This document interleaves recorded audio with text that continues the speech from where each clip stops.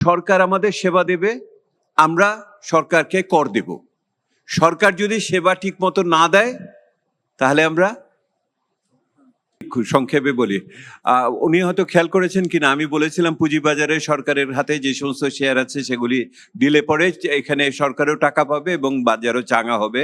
এবং উনি যে সিকিউরিটাইজেশনের কথা বলেছেন, সিকিউরিটাইজেশন একটা অত্যন্ত পরীক্ষিত পদ্ধতি। এটার মাধ্যমে বাংলাদেশে মূলধন গড়ে তোলার সুযোগ আছে। এটা নিঃসন্দেহে সরকার এগুলি বিবেচনা করবে। আপনারা শুনেছেন উপদেষ্টা মহোদয় যে সমস্ত বিষয়গুলো বলেছেন, এটা দিয়ে বোঝা যায় ওনারা এই ব্যাপারে যথেষ্ট চিন্তা ভাবনা কিছুটা করেছেন। এবং দেখবেন যদি ম্যানিফেস্টো দেখেন, তো ম্যানিফেস্টোর ভিতরে একটা শব্দ ওনারা ব্যবহার করেছেন, সেটার নাম হলো social fiscal social contract. Fiscal social contract মানে কি? আর্থিক সামাজিক চুক্তি। এবং এটার অর্থ কি? সরকার আমাদের সেবা দেবে, আমরা সরকারকে কর দেব। সরকার যদি সেবা ঠিক মতো না দেয় তাহলে আমি বললাম না, তাহলে সেইটা তো এই বিষয়টা এখানে আসবে, এটা দেখা যাবে। আমি আরেকটা ছোট কথা বলিব। অভিজ্ঞতা থেকে আমি দেখেছি, সেদিন আমি অর্থমন্ত্রীকেও এই কথাটা সামনাসামনি বলেছি।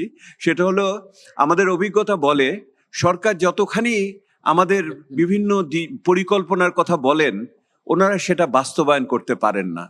এই যে বাস্তবায়ন করা এবং পরিকল্পনার মধ্যে যে ফারাক, এই সরকারের সবচেয়ে বড় চ্যালেঞ্জ হবে ওই বাস্তবায়নের যে স্বপ্ন দেখাচ্ছেন সেই স্বপ্নকে বাস্তবায়ন করার জন্য। সেইটার জন্য ওনারা সুশাসনের ক্ষেত্রে কি পরিবর্তন আনবেন, ওনারা সেখানে চাঁদাবাজির ক্ষেত্রে কি পরিবর্তন আনবেন, ওনারা দখলবাজির ক্ষেত্রে কি পরিবর্তন আনবেন, তৃণমূল পর্যায়ে যদি এটা বাস্তবায়নের ক্ষেত্রে জনমানুষের আকাঙ্ক্ষার সাথে সম্পূরক না হয়, তাহলে রাজনৈতিক সুচিন্তা কিন্তু জনমানুষের জীবনে প্রতিফলিত হবে না।